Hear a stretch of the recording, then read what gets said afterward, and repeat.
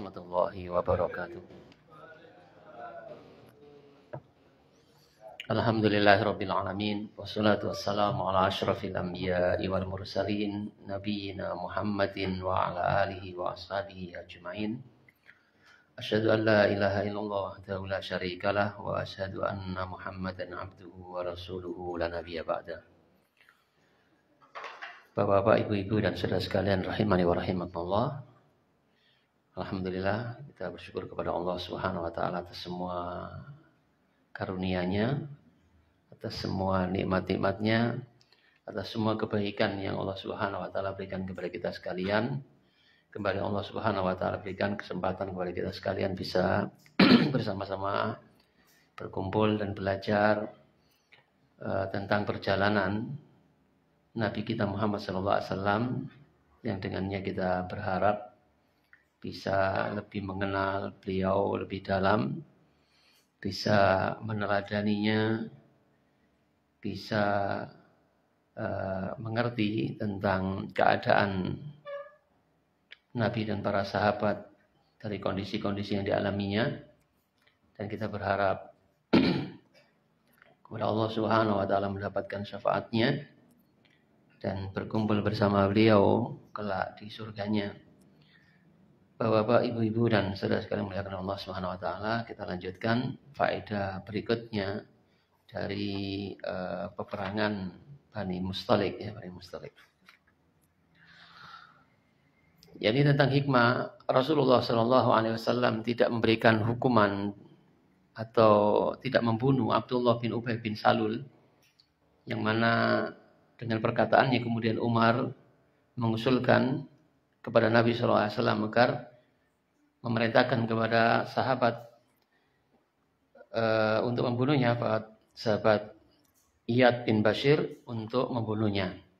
Nabi SAW tidak mau. Dia mengatakan nanti orang-orang akan membicarakan, nanti akan menjadi sebuah pembicaraan manusia bahwasanya Muhammad telah membunuh sahabatnya. Ini alasan Nabi SAW.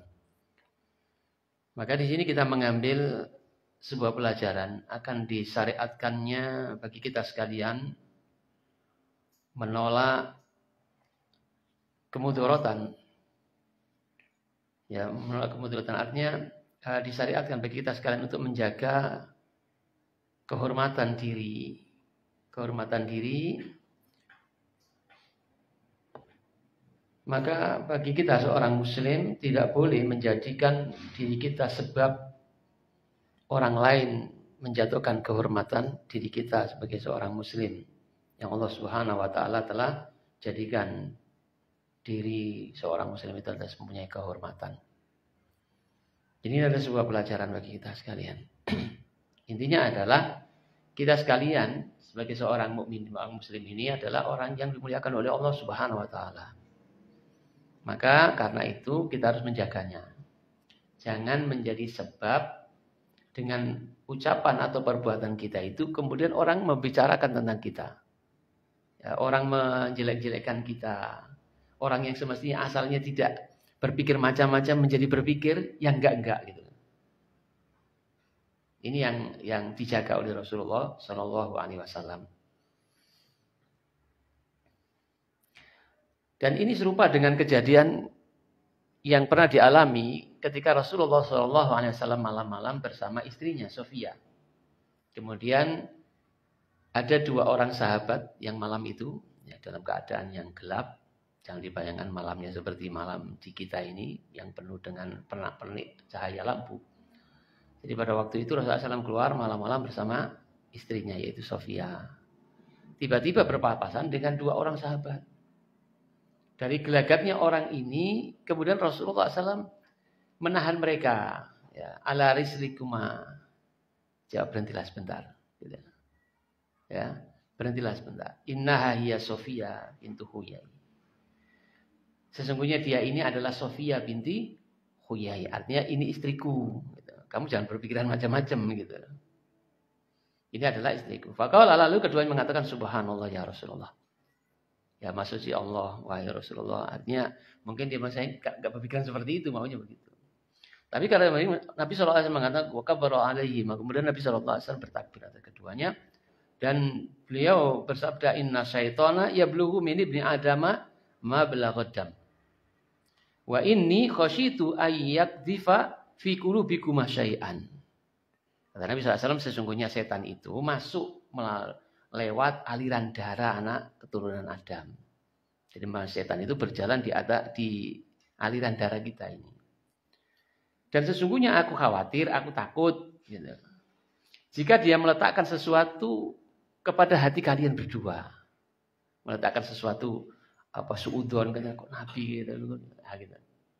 Maka untuk menjaga hal itu, Nabi SAW menghentikan mereka. Agar tidak berpikir macam-macam. Nah ini sama seperti ini. Di dalam rangka menjaga kehormatan diri kita. Dan agar orang tidak berdosa dengan berprasangka buruk dengan kita tentunya. Intinya jangan menjadi penyebab orang berpikir jelek kepada kita. Ini harus perhatikan. Karena satu, kita ini adalah orang yang dimuliakan oleh Allah Subhanahu wa taala sebagai seorang mukmin.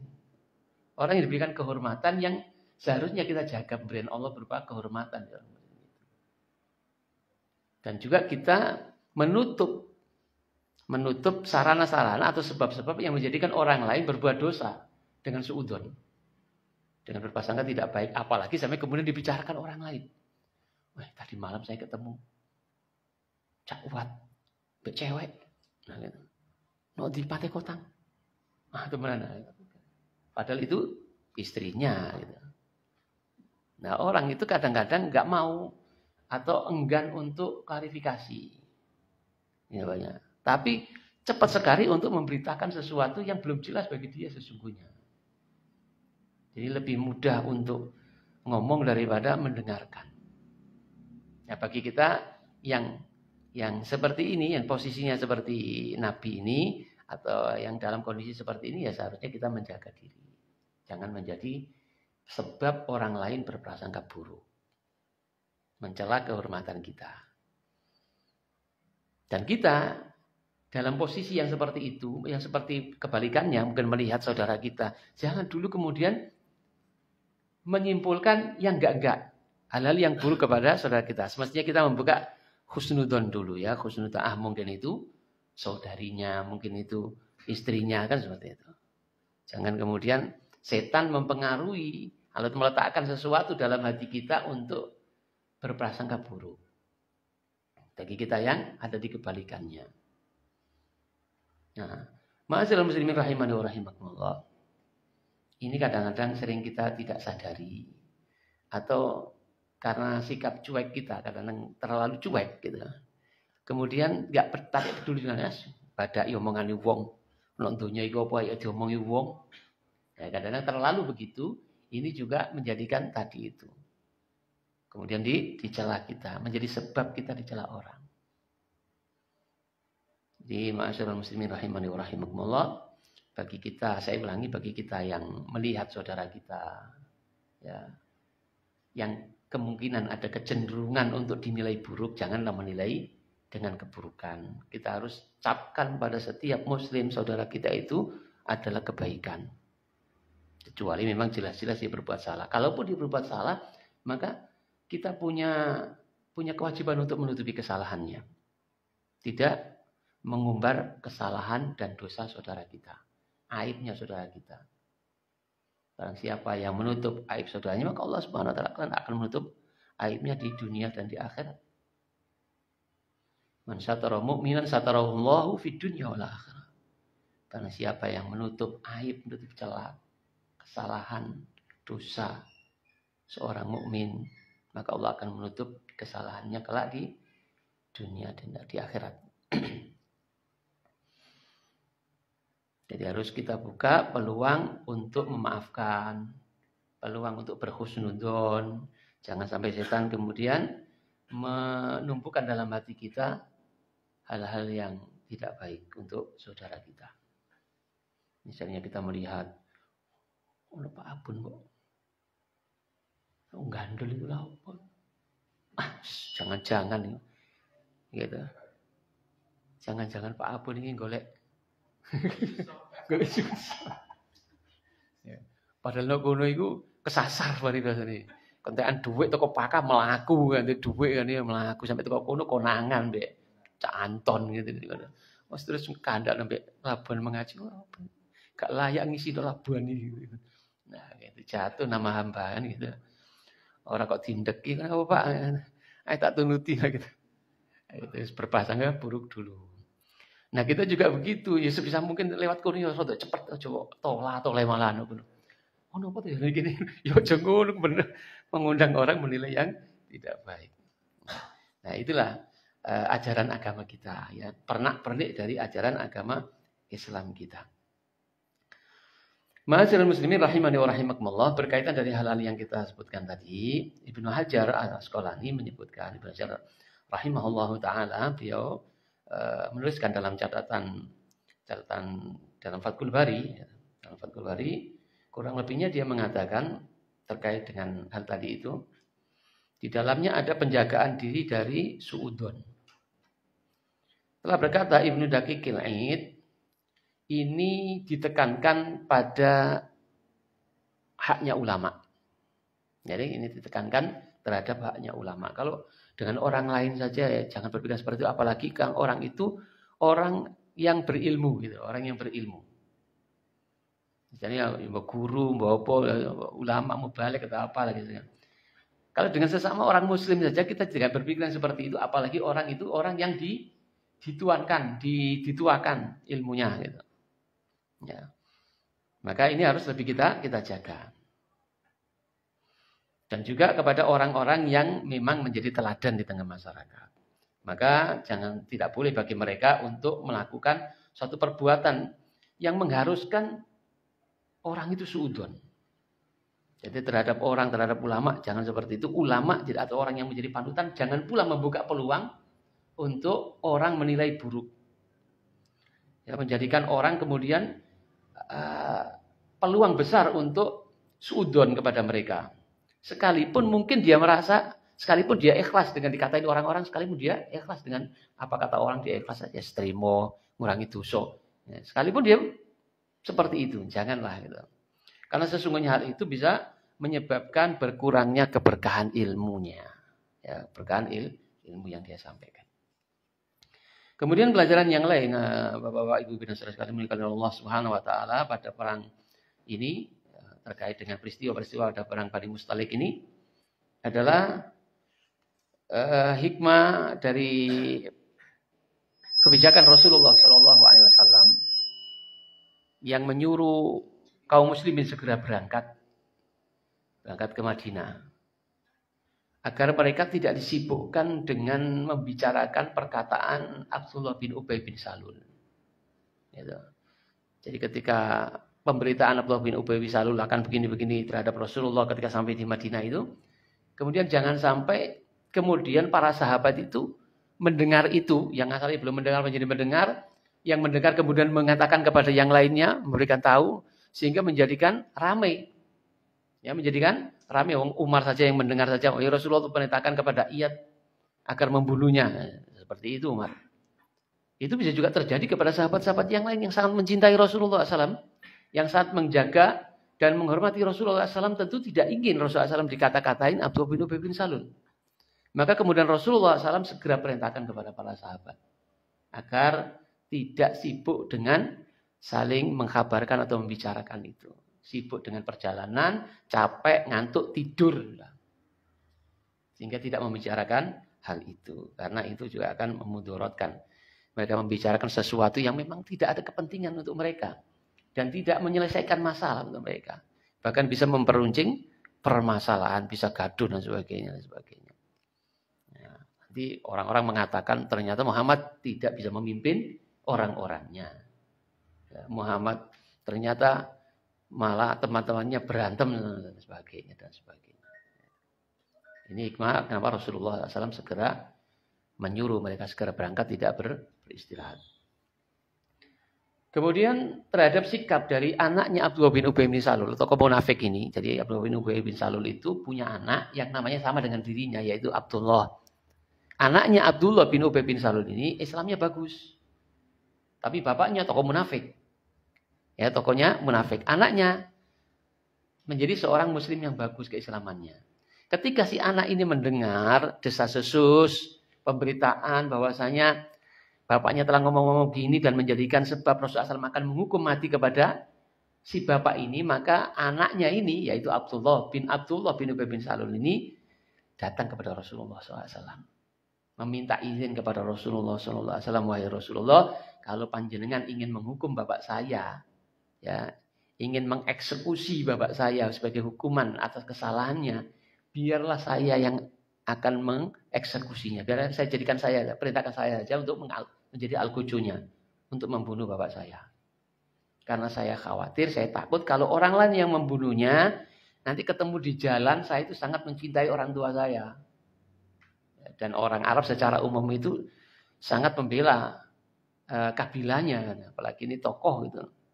Saya khawatir ketemu dia, saya akan membunuh dia. Dan itu membunuh seorang muslim, dosa besar. Maka biarkanlah saya saja ya Rasulullah yang akan melaksanakan hukuman untuk bapak saya yang membunuhnya saja. Tapi Rasulullah SAW mengatakan enggak. Ya enggak, justru kami tetap akan memperlakukan baik selagi dia sesuai dengan zahirnya dia seorang muslim lah orang begitu. Nah, ma'asyiral muslimin rahimani wa rahimakumullah. Jadi ini adalah sebuah hikmah bahwasanya orang Arab itu Allah jadikan orang yang paling fanatik terhadap kabilahnya. Orang yang paling menjaga kehormatan sukunya. Maka di antara kenapa Nabi SAW diutus di negeri Arab. Karena supaya dakwah itu terbentengi. Sejak awal itu punya backing. Walaupun, dan itu terbukti, walaupun keluarga Nabi itu tidak semua beriman kepada Nabi. Tapi mereka siap membackingi Nabi SAW. Ya kan? Dalam sejarah yang sudah kita ketahui seperti itu. Bahkan mula-mula paman Nabi itu masuk Islam, Hamzah. Mula-mula Hamzah itu masuk Islam ya karena itu. Ya karena itu. Hamzah atau Abbas? Hamzah. Ketika dia pulang dari berburu, ya, seorang pemuda yang enggak peduli dengan agama, sukanya, gemarnya, hobinya itu berburu, pulang dari berburu, kemudian dia berpapasan dengan seorang budak wanita yang menceritakan kepadanya bahwasanya keponakannya yaitu Nabi Muhammad SAW habis disakiti, dikata-katain oleh Abu Jahal atau Abul Hakam atau Abu Jahal. Langsung dia cari itu, mana Abu Jahal ini? Karena kehormatan keluarga. Ya, karena kesukuan, karena fanatik terhadap kesukuan. Itulah orang Arab. Makanya sampai sekarang pun kadang-kadang mereka tidak mau menikah dengan yang lainnya, dengan bangsa yang lainnya, dengan orang Jawa, karena menjaga asobianya itu. Ya, seperti itu. Itu orang Arab. Nah, itu diantara hikmahnya kenapa Nabi SAW diutus di negeri Arab. Jadi sejak awal dakwah itu ada yang belani, walaupun tidak mereka itu beriman kepada Nabi.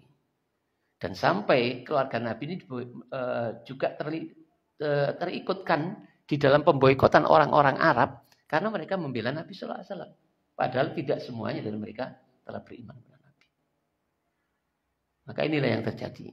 Maka tidak heran Abdullah bin Ubay bin Salul mengatakan hal itu kepada Rasulullah. Ya, karena memang secara umum orang Arab itu dijadikan oleh Allah Subhanahu wa taala orang yang kuat di dalam membela sukunya atau fanatik terhadap kesukuannya.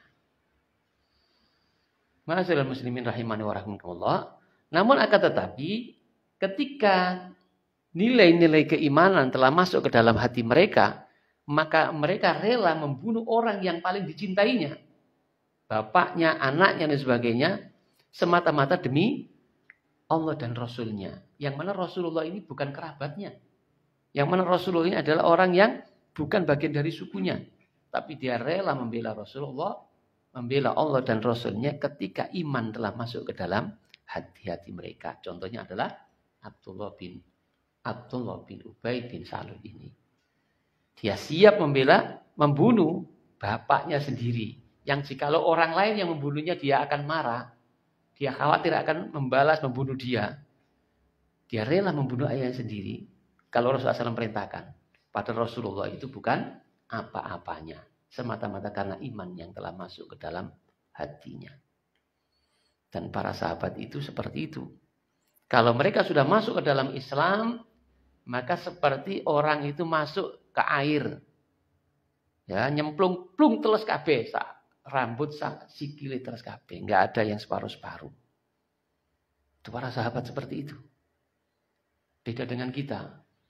Ya. Kebanyakan dari kita kalau sudah Islam, ya Islam, ya Islam. Tapi cek melu ngene, cek melu ngono, keyakinan cek ngene, cek ngene. Nah, gitu kan kita. Kebiasaan jahiliyah masih diyakini, gitu. Ijo percaya mbek wulan suro, ijo mbek nah gitu. Percaya cek weton, cek iki. Mana itu bukan dari Islam.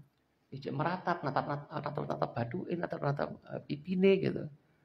Soek klambine karena kematian yang ditinggalkan Rasulullah SAW sebagai biasa orang jahiliyah. Masih dilakukan. Masih kasih persembahan kepada penguasa laut utara, laut selatan gitu. Ya. Kemudian pakai doa-doa seakan-akan piye gitu. Subhat muncul. Doa nih ya Allah, tapi kok persembahan nih kan. Nah, kalau sahabat tidak seperti itu. Ketika mereka masuk Islam, maka kalaupun itu ganti warna, langsung ganti warna. Maka tidak heran, tercatat dalam riwayat, ada sahabat yang zaman jahiliyahnya itu punya keahlian meruqyah. Dan dia dikenal sebagai orang yang peruqyah, tukang suwuk. Zaman jahiliyahnya. Dia ini sudah dikenal sebagai tukang suwuk. Ketika dia masuk Islam, maka itu ditinggalkan. Ketika ada sahabat yang butuh disuwuk, diruqyah, karena dia kenal orang ini sebelumnya adalah tukang suwuk di masa jahiliyahnya, maka dia datanglah ke sahabat ini, minta tolong agar diruqyah. Tapi dia nggak mau. Hingga dilaporkan kepada Rasulullah SAW. Wahai Rasulullah, ini lo si fulan ini lo, oh sama saudara kok nggak mau nolong, dia itu bisa. Ya, dijalui tolong kok gak gelem gitu. Jari ini nek saudara dengan saudara itu saudaranya sakit juga merasakan sakit. Ini gimana ini? Ya mungkin begitu. Maka kemudian dipanggil oleh Rasulullah SAW. Ditanya kenapa sampai gak mau menolong saudaramu? Apa alasannya? Wahai Rasulullah, sejak saya masuk Islam, apa yang menjadi kebiasaan saya sebelum Islam itu sudah saya tinggalkan semuanya. Saya harus ganti warna gitu. Hidup kembali gitu. Yang sebelumnya semua sudah dikubur semua gitu. Jadi apa yang menjadi kebiasaan atau apa yang saya lakukan dahulu di masa jahiliyah, ketika saya masuk Islam, maka itu semua harus saya tinggalkan. Saya nggak mau melakukan lagi. Kalau itu perbuatan, kalau keyakinan nggak mau keyakinan seperti itu lagi. Ahlan wa sahlan. Legen gitu ini. Nah, kemudian Rasulullah SAW mengatakan atau memberikan sebuah pengajaran kepadanya dengan sebuah pertanyaan atau meminta kepadanya a'ridu alayya ruqakum. Coba kamu tunjukkan bagaimana cara meruqyah. Ya, coba kamu tunjukkan bagaimana kamu meruqyah. Prakteknya gimana sih kamu meruqyah itu? Kemudian Rasulullah SAW mengatakan la ba'sa birruqa ma lam takun syirkan. Enggak apa-apa kamu meruqyah, kamu nyuwuk enggak apa-apa selagi tidak ada unsur kesyirikan, tidak mengandung kesyirikan. Gitu. Artinya dibacakan dengan doa-doa meminta kepada Allah yang sebelumnya meminta kepada Lata Uzza kan gitu doanya gitu ya. Itu jangan, mintanya kepada Allah supaya tidak syirik. Yang syirik itu tinggalkan. Tapi ruqyah membacakan kepada boleh kamu lakukan selagi tidak mengandung kesyirikan. Ruqyah subuh itu kan apa jenisnya? Membacakan mantra, membacakan apalah bacaan-bacaan itu namanya nyuwuk. Bahasa Arab itu meruqyah. Bahasa Arab ruqyah, bahasa Jawa ini suwuk. Aku tukang suwuk. Ngawur tukang suwuk, aku tukang ruqyah. Waduh wae. Bahasa Jawa ini suwuk. Nah, kalau yang dibaca itu Al-Qur'an, ayat Al-Qur'an, ya dibacakan doa-doa minta kepada Allah Subhanahu wa taala. Ya kalimat-kalimat motivasi, enggak apa-apa. Ya, enggak apa-apa. Tapi kalau mengandung kesyirikan enggak boleh. Bacaan-bacaannya bismillahirrahmanirrahim menjimat menjelut mayiti bus iku apa hati-hati ini nggak bisa diwaca. Ya, waras toko beras mari toko pari, nggak usah. Ya, jadi tidak apa-apa. Jadi itulah para sahabat. Ketika dia masuk Islam, maka semuanya Islam. Ya, keyakinannya Islam, muamalahnya Islam, ibadahnya cara Islam, ora dicampur-campur gitu. Campur ibadah kayak wong Nasrani nyanyi-nyanyi ndak gitu. Akidahnya Islam, ibadahnya Islam, muamalahnya Islam gitu. Serawungane mbek wong tua Islam, cara Islam. Serawungane mbek wong sing luwek enom ya Islam gitu. Serawungane mbek kabeh kan diatur dalam Islam. Tindak tanduke, perilakune mangan, cara mangane kabeh Islam. Seharusnya seperti itu. Nah, untuk bisa seperti itu ya tentu harus belajar. Makanya orang Islam itu harus belajar. Ya, harus belajar dan belajar di dalam Islam itu sampai gak iso belajar, sampai mati. Gak ono belajar leren mau tamat pondok ndak ada. Itu harus belajar. Makanya kita pun ya belajar. Ya. Walaupun ngomong ngarep ini ya belajar dhisik iki ngomong. Gitu kan. Bapak-bapak, ibu-ibu dan saudara sekali muliakan oleh Allah Subhanahu wa taala. Ya, dan kita lanjutkan kembali Qadimah.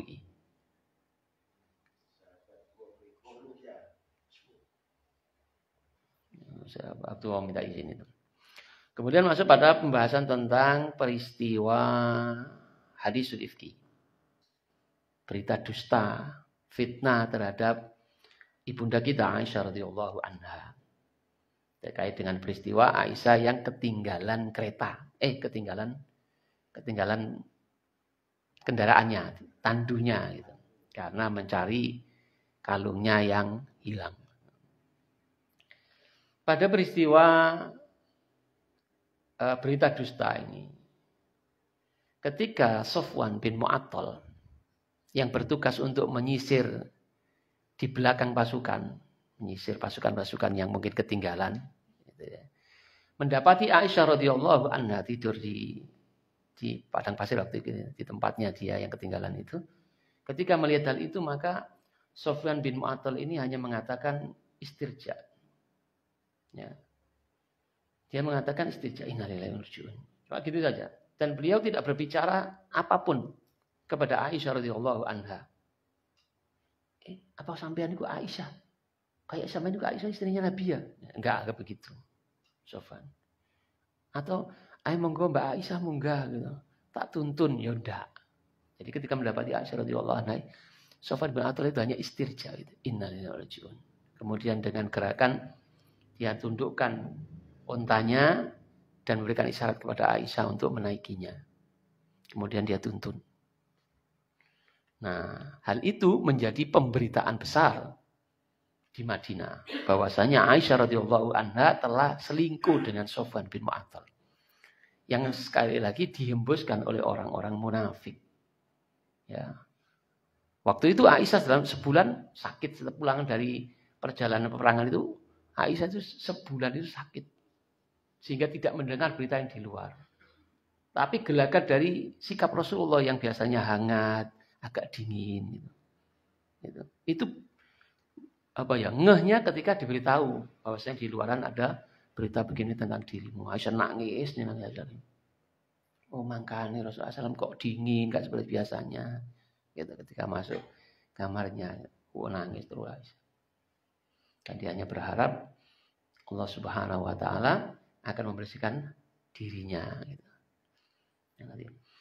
Jadi terkait dengan pemberitaan ini, ketika mendapati Aisyah radhiyallahu anha tertinggal dari pasukan, Sofwan bin Mu'attal hanya mengucapkan istirja, mengucapkan innalillahi wa inna ilaihi raji'un dan tidak berbicara sepatah kata pun dengan Aisyah radhiyallahu anha. Maka Ibnu Hajar al-Asqalani mengatakan di dalam Fathul Bari ini kitab syarah Sahih Bukhari. Ibnu Hajar al-Asqalani beliau menuliskan di sana ini adalah dalil atau bukti atas kecerdasan Sofwan bin Mu'attal dan baik adabnya dan kebaikan adabnya. Ketika Ibnu Hajar, ini adalah bukti akan kecerdasan Sofwan bin Mu'attal. Dan juga bagusnya adabnya. Kebagusan adabnya. Dia tidak berbicara sama sekali. Hanya memberikan pertolongan dengan isyarat. Kemudian dalam peristiwa isu yang tidak baik ini, berita dusta ini,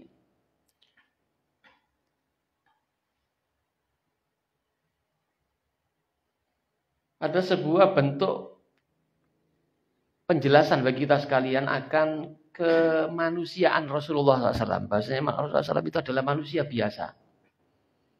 Maka dengan pemberitaan itu Rasulullah SAW sedikit banyak terpengaruh. Ya, terpengaruh.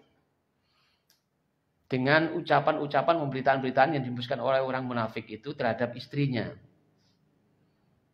Dia Rasulullah SAW tidak bisa membenarkan dan juga tidak bisa menyalahkan. Ya, bersikap tawakuf. Ya, bersikap tawakuf. Menahan diri. Tapi secara manusiawi tidak bisa dipungkiri gitu. Berpengaruh kepada sikapnya terhadap istrinya.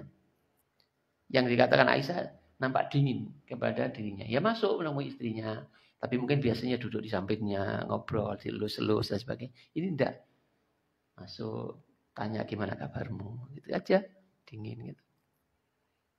Jadi Rasulullah SAW tidak membenarkan berita itu, tapi juga tidak punya bukti untuk menyalahkan, tidak punya bukti bahwa si berita itu adalah berita yang salah. Karena wahyu tidak turun. Dan ini juga menunjukkan bahwa Rasulullah itu nggak ngerti perkara yang gaib. Kalau seandainya Rasulullah SAW ngerti perkara yang gaib, ya Rasulullah sudah pasti nggak benar ini. Gitu. Kenyataannya, realitanya, Aisyah radhiyallahu anha pulang bersama Sofwan bin Mu'attal. Mau mengatakan Aisyah selingkuh, nggak mungkin, nggak mungkin. Rasulullah tahu kualitas istrinya, ya nggak mungkin. Tapi realita di lapangan memang dia bersama Sofwan bin Mu'attal, gitu kan? Jadi Rasulullah SAW nggak punya bukti untuk menyalahkan ataupun membenarkan. Dia hanya menunggu wahyu. Aisyah hanya menangis saja. Ketika Aisyah ditanya juga gitu. Kalaupun saya jawab, kamu nggak akan percaya. Ya, kalaupun saya jawab sesuai dengan keinginanmu, gitu, maka ya juga akan seperti itu. Dia nangis saja. Ketika ditanya oleh bapak ibunya, benar enggak kamu jujur aja dan Allah mau menerima taubat. Percuma saya ngomong gitu. Ya benar Allah Subhanahu wa taala ini. Dia berharap Rasulullah SAW mimpi itu kasih tahu oleh Allah Subhanahu wa taala yang membebaskan dirinya dari fitnah itu. Jadi ini menunjukkan akan sisi kemanusiaan Rasulullah SAW bahwasanya Rasulullah itu adalah manusia biasa. Manusia biasa. Yang bisa terpengaruh, ada pengaruh sedikit banyak, ada pengaruh, tidak bisa dipungkiri. Walaupun tidak membenarkan juga tidak menyalahkan. Lebih condong menyalahkan, tapi tidak punya bukti. Ini manusiawi. Karena Rasulullah SAW itu adalah manusia biasa seperti kita, ya jangan jadikan Tuhan. Jangan dianggap segala-galanya ngerti perkara yang gaib dan sebagainya. Karena ini pun juga menunjukkan bahwa Rasulullah itu nggak ngerti hal yang gaib. Kecuali apa yang Allah wahyukan kepadanya.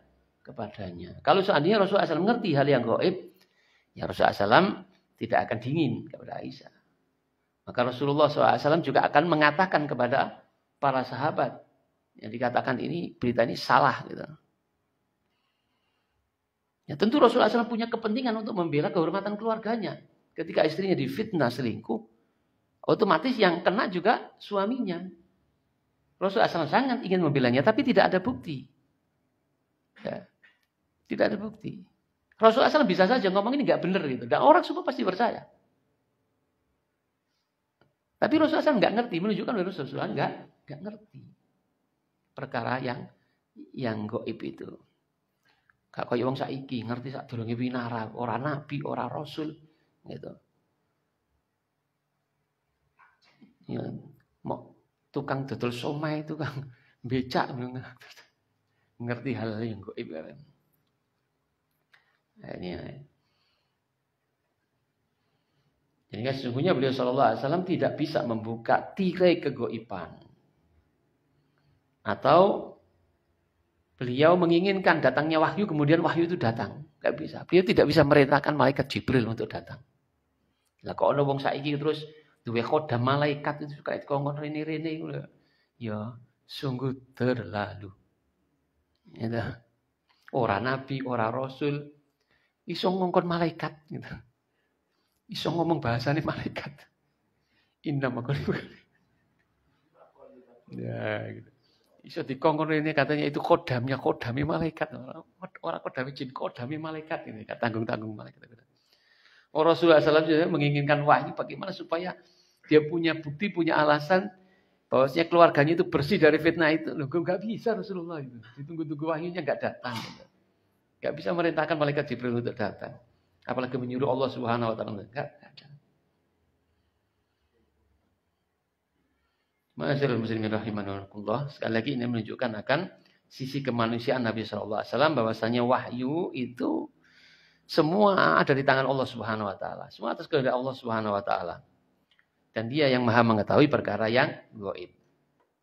Dan terkait dengan keadaan Rasulullah SAW, maka Rasulullah SAW mengatakan, "Kul, katakanlah Muhammad, innama ana basyarum mislukum." Sesungguhnya aku ini adalah manusia biasa seperti kalian. Yuha ilayya, hanya saja aku diberikan wahyu oleh Allah Subhanahu wa taala. Ini yang membedakan kita dengan Rasulullah. Rasulullah SAW dipilih oleh Allah Subhanahu wa taala di antara sekian manusia yang Allah Subhanahu wa taala ciptakan. Beliau adalah orang yang mendapatkan wahyu. Dia adalah manusia biasa yang tidak boleh dituhankan. Dia adalah nabi yang mendapatkan wahyu. Jadi orang yang mendapatkan wahyu sebagai nabi dan rasul, maka tidak boleh didustakan. Ya. Maka Rasulullah SAW adalah manusia biasa, tetapi Allah Subhanahu wa taala memilihnya dari yang lainnya ya dengan diberikan wahyu kepadanya. Selanjutnya masih terkait dengan pemberitaan ini, pemberitaan dusta ini, keutamaan yang nampak ya, keutamaan yang agung atas Ummul Mukminin Aisyah radhiyallahu anha. Bahwasanya dialah wanita yang Allah Subhanahu wa taala bela. Yang itu maksudnya Allah Subhanahu wa taala turunkan ayat yang membebaskan Aisyah radhiyallahu anha dari berita yang buruk. Ayat itu turun berkaitan dengan Aisyah. Maka Aisyah boleh berbangga dengan hal ini. Ya dibandingkan istri, wow, aku kira-kira Al-Qur'an itu turun itu. Ya, aku disebut ya, dalam Al-Qur'an. Ini adalah suatu kebanggaan. Jadi di balik kesulitan ada kemudahan, di balik kesengsaraan, kesedihan ada sebuah kegembiraan. Dan memang hidup itu tidak selalu melulu susah, melulu sedih. Pasti setelah itu ada kegembiraan. Yus isine wong urip. Kadang senang, kadang susah. Ketika kita susah, jangan larut dalam kesusahan. Ya, seakan-akan dunia ini sudah kiamat dengan kejadian yang menjadikan kita susah. Sehingga kita optimis. Ketika kita bergembira juga jangan terlalu bergembira, terlalu senang sehingga lupa daratan. Ya, lupa lautan, terus sampai manggon ndi. Saking senangnya sampai lupa daratan. Kecemplung no goro gitu. Sampai kemudian melewati batas. Inna ma'al usri yusra. Sesungguhnya bersama kesulitan ada kemudahan. Beserta kesedihan ada kegembiraan. Awalnya Aisyah radhiyallahu anha sedih. Mungkin bisa jadi dengan hal yang menimpa seperti ibunda kita ini, kita juga akan merasakan, aduh dunia seperti kiamat. Semua orang bicarakan tentang kita. Mungkin kita juga mengatakan, aduh kok begini nasib. Tapi ketahuilah asa antakrahu syai'an fahuwa khairul lakum. Bisa jadi kamu menganggap itu sesuatu yang tidak baik, bahwa sesungguhnya itu baik bagimu. Wa ya'lamu wa antum la ta'lamun. Allah yang tahu dan kamu tidak tahu. Ketika Aisyah menerima itu pasti dia tidak suka. Secara manusiawi tidak suka. Kok nasibku kayak begini? Tapi setelah dibalik itu, dialah wanita yang disucikan oleh Allah Subhanahu wa taala, dengan Allah Subhanahu wa taala turunkan ayat yang membebaskan tentang dirinya, bahwasanya beliau adalah wanita suci. Ya. Siapa yang menjamin itu? Allah Subhanahu wa taala. Jadi ketika turun ayat yang membebaskan dirinya, yang ayat itu akan dibaca oleh kaum muslimin sampai hari kiamat. Sekalipun pada waktu itu Aisyah tidak dia mengatakan ya sebagai bentuk tawaduknya gitu, dia mengatakan rasanya kalau Allah Subhanahu wa taala menurunkan ayat berkaitan dengan kasusku ini kok salahnya rendah sekali gitu. Maka aku hanya berharap Allah itu kasih mimpi kepada Rasulullah yang menunjukkan aku ini gak selingkuh gitu loh. Ternyata Allah Subhanahu wa taala malah turunkan ayat yang membebaskan dirinya. Dan Rasulullah SAW sangat senang sekali. Gitu. Begitu pula Aisyah radhiyallahu anha. Maka patutlah dia berbangga dengan itu. Maka di sini kita mengambil sebuah pelajaran ya. Jadi karunia yang agung yang Allah Subhanahu wa taala berikan kepada Aisyah radhiyallahu anha, Ummul Mukminin. Kemudian agungnya kedudukan wanita dalam Islam. Jadi ayat ini adalah ayat yang membela wanita, bukan membela pria. Ini menunjukkan akan keagungan dan kehormatan wanita di dalam Islam. Karena ayat ini berkaitan dengan wanita. Walaupun secara khusus berkaitan dengan Aisyah radhiyallahu anha, tapi secara umum adalah berkaitan dengan wanita. Wanita muslimah. Jadi keagungan yang Allah Subhanahu wa taala berikan berupa kedudukan yang mulia pada wanita dalam Islam, bahwasanya wanita dalam Islam adalah wanita yang terhormat. Ya, karena sebagai wanita yang terhormat, maka semestinya seorang wanita muslimah jangan sampai merendahkan dirinya atau membuka peluang dirinya untuk direndahkan.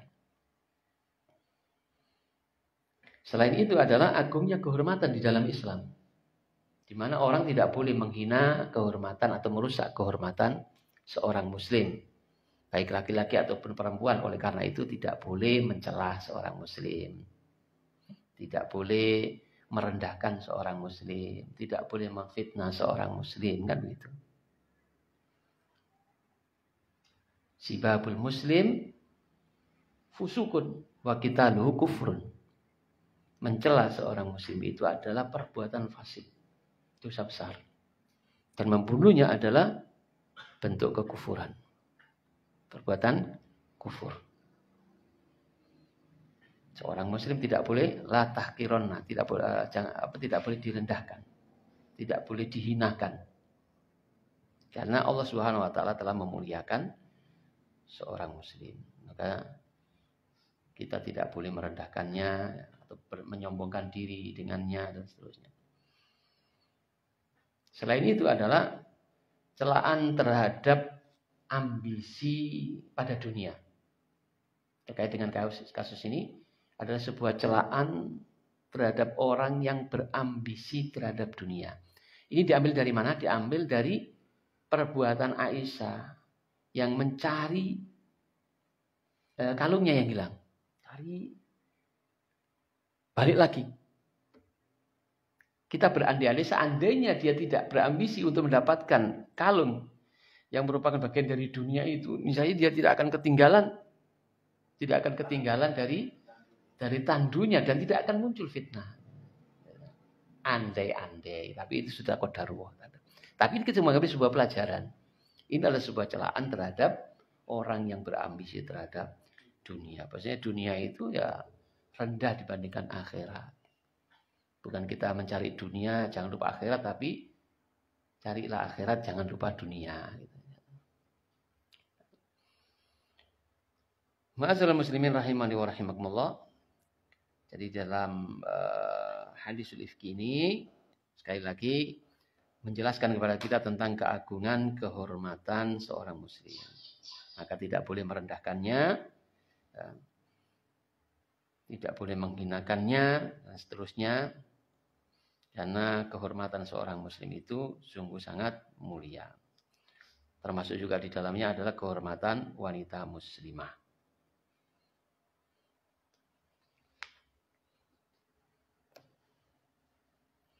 Kemudian yang terakhir. Dan dalam kisah penyebaran berita dusta ini, hoak ini, sebuah pelajaran bagi kita sekalian di dalam menghadapi berita yang tidak jelas.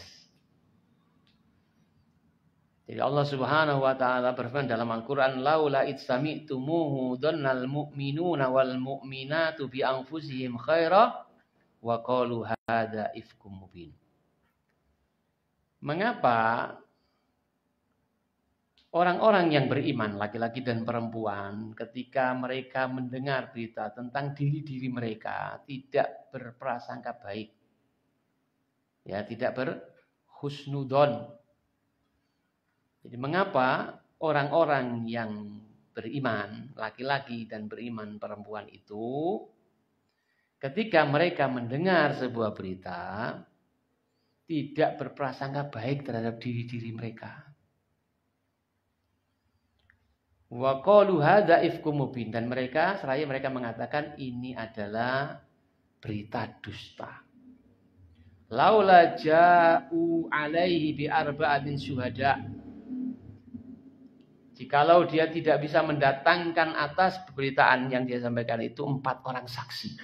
Jadi orang di dalam Islam itu menuduh seseorang itu berzina, mengatakan si fulan ini atau si fulan ini telah berzina, itu harus mendatangkan 4 orang saksi.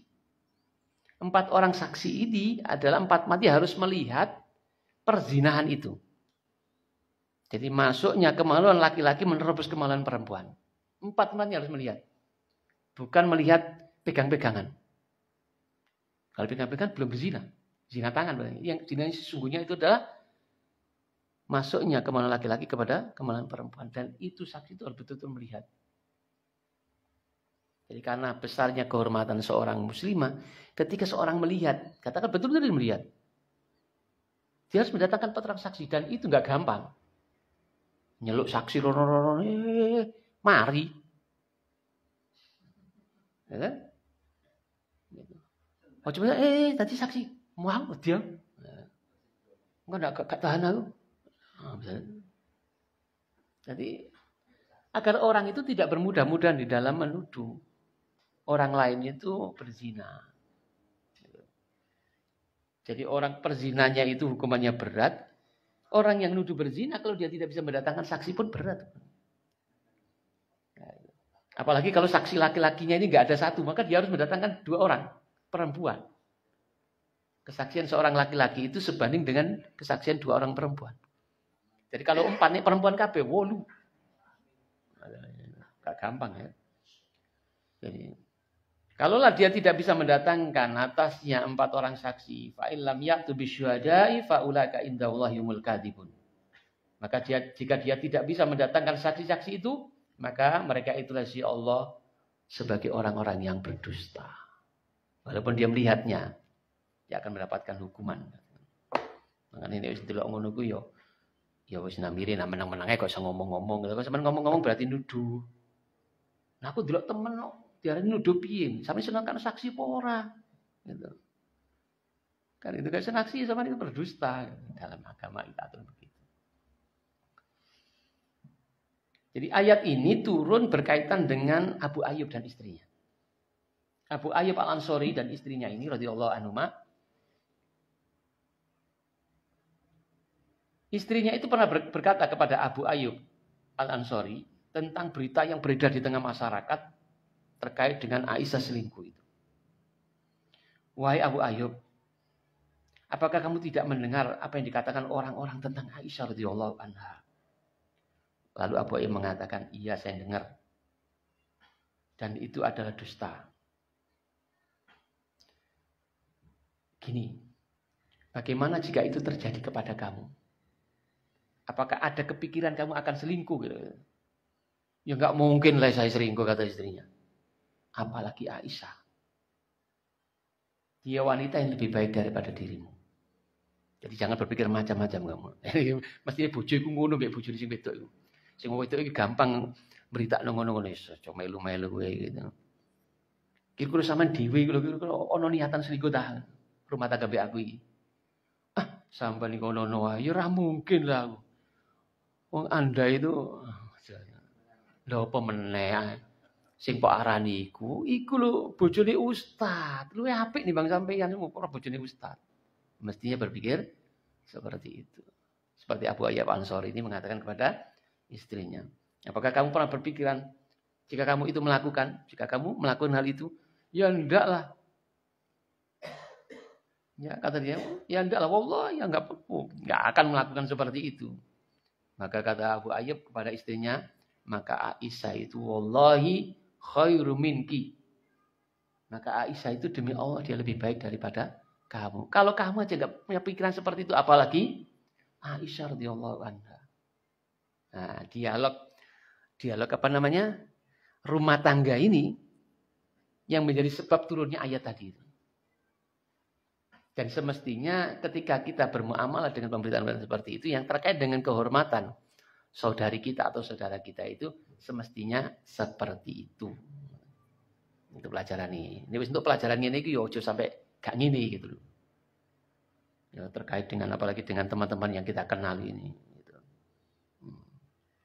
Yang ini wis kadang-kadang yo ngerti, kadang-kadang yo cek kalah mbek setane wae kadang-kadang.